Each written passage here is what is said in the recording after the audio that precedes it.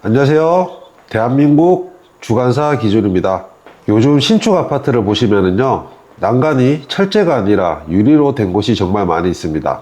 그런데 입주민들끼리 이야기를 하다 보면 꼭 이런 말이 나옵니다.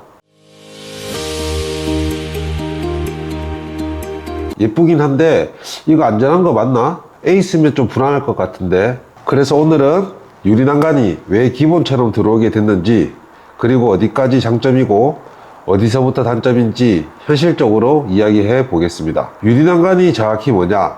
유리 난간이라고 하면 그냥 유리 한 장을 세워 놓은 거라고 생각하시는 분들이 많은데요, 유리 난간은 이런 구조입니다. 기본이 강화 유리, 접합 유리 구조로 되어 있어서 유리가 한 장이 깨지더라도 산산조각 나서 떨어지는 게 아니라 필름에 붙어 있는 형태로 유지가 됩니다. 이게 그냥 선택사항이 아니라 법적인 기준이 되어 있는데요, 그래서 더욱 안전하다고 보시면 됩니다. 그러면 왜 요즘 추세가 유리 난간이 많이 늘었나? 첫 번째, 공간 체감이 완전히 다릅니다. 같은 84 타입이라도 철제 난간이랑 유리 난간은 체감이 완전히 다릅니다. 특히 거실을 확장한 집은 유리 난간 하나로 집이 완전히 커 보이는 느낌이 확 옵니다. 두 번째, 채광 수치로도 차이가 엄청 많이 난다. 이건 감성 문제가 아닙니다. 빛이 막히느냐 안 막히느냐, 이 차이가 낮 시간에 집 분위기를 완전히 바꾸게 되는데요, 실제 입주민들 이야기를 들어보면 낮에 불을 안 켜도 된다는 말이 나옵니다. 세 번째, 건설사도 이유 없이 그냥 넣는 게 아닙니다. 건설사 입장에서도 유리 난간은 선택이 아니라 전략입니다. 외관 통일성, 고급 이미지, 분양 마케팅에서 유리 난간이 훨씬 유리합니다. 여기서 입주민들이 제일 걱정하는 현실 포인트를 한번 짚고 넘어가도록 하겠습니다. 제일 많이 말이 나오는 게 이겁니다. 유리가 깨지면 어떡합니까? 근데 실제로 문제되는 건 유리 자체가 아니라 시공의 품질 문제겠죠. 유리 두께, 접합 여부, 프레임 고정 방식, 이 세 가지가 제대로면 사고 날 확률은 거의 없다고 보시면 됩니다. 치명적인 단점 하나 이야기할게요. 바로 청소인데요, 이것은 인정 안 할 수가 없습니다.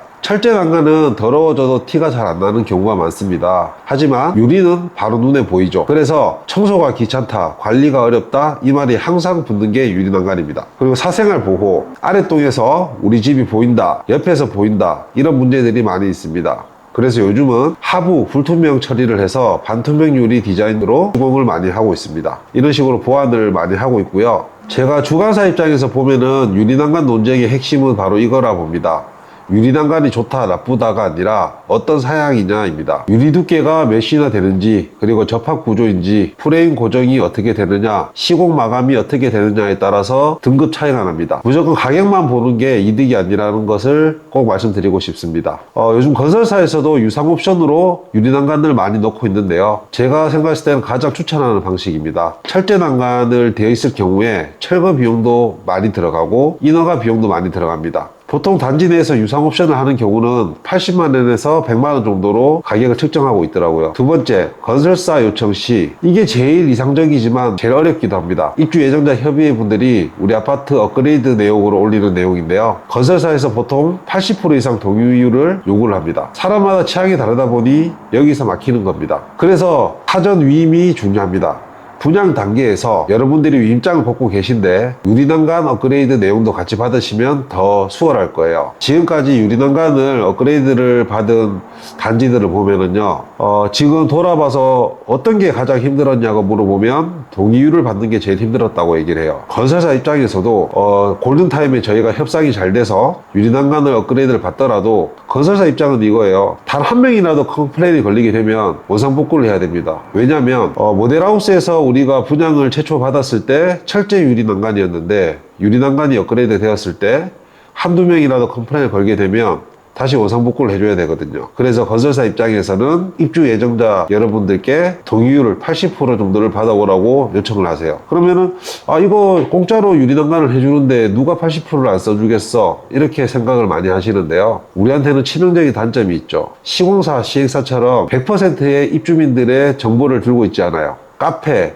카톡방을 이용해서 위임장을 걷어야 되는데 80% 받는 게 많이 어렵습니다. 그리고 분양률이 어떤지, 분양이 만약에 안 됐을 경우에는 80% 당연히 못 거둘 거고요, 위임장이 아주 50% 안 됐는데 유리 난간을 80% 받는 것도 너무 어려운 이야기겠죠. 그래서 제가 말씀드리는 것은 최초에 우리가 입주 예정자 협의회 분들이 결성이 될 때, 위임장을 거두실 때 미리 유리난간도 위임장을 같이 받으세요. 두 번 일을 안 하실 겁니다. 이것은 꼭 기억해 주세요. 마지막, 입주 후 교체는 어떤 선택이냐? 입주 후 교체는 진짜 목적이 명확한 분들이 하시는데요. 비용은 대략 최소 250만 원 정도로 시작을 합니다. 철거, 인허가, 재시공 다 포함입니다. 그래서 가장 비싸지만 가장 확실한 방법이죠. 이렇게 보시면 되세요. 기존에 우리 철제 난간이 되어 있는 상태에서 철거하는 비용도 다시 들어갈 거고요. 그리고 인허가도 다시 내야 되고, 그리고 지금 우리가 입주를 했기 때문에 짐들도 다 들어와 있을 텐데 그 짐들도 다 빼서 잠시 보관을 해야 될 테고요. 이게 여간 어려운 작업이 아닙니다. 대신 우리가 목적이 확실하신 분들은 많이 하시고 계신데요. 이런 정보들은 주변 단지나 우리 단지에서 누가 시공을 먼저 했으면 정보를 받으신 다음에 꼭 비교 검토를 하세요. 여기서 가장 많이 사람들이 가격을 보고 선택을 하시는데, 가격보다는 아까 제가 말씀드렸던 스펙 그리고 시공 방법을 꼭 생각을 하시고 시공을 맡기시면 될 것 같습니다. 자, 그래서 유리난간은 무조건 해야 된다 말아야 된다가 아니라 언제 어떤 방식으로 어떤 사양으로 하느냐, 이게 전부라고 생각하고요. 앞으로도 이런 입주 관련 이슈를 감정 말고 구조로 계속 설명해 드리겠습니다. 감사합니다.